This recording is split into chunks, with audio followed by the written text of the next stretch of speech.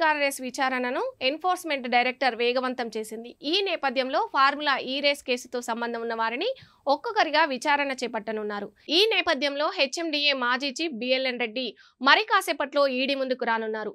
రేపు senior IAS officer Arvind Kumar ED ముందు హాజరు కానున్నారు. ఈ నెల 7న కేటీఆర్ను ఈడీ అధికారులు ప్రశ్నించనున్నారు. దీనికి సంబంధించి ఇప్పటికే నోటీసులు ఇచ్చారు.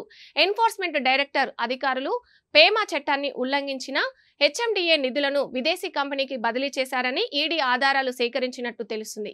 ఇప్పటికే ఈ రేసులో మధ్యంతర బెయిల్ కోసం హైకోర్టును ఆశ్రయించిన సంగతి తెలిసిందే.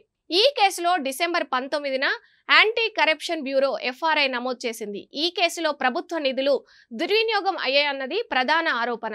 ఈ కేసులో అప్పుడు మున్సిపల్ కార్పొరేషన్ మంత్రిగా కేటీఆర్ సంతకం చేసినందుకు విదేశీ సంస్థకు హెచ్ఎండిఏ నిధులు మళ్లాయి. ఈ నేపథ్యంలో కేటీఆర్ను ఈ కేసులో నిందితుడిగా చేర్చారు.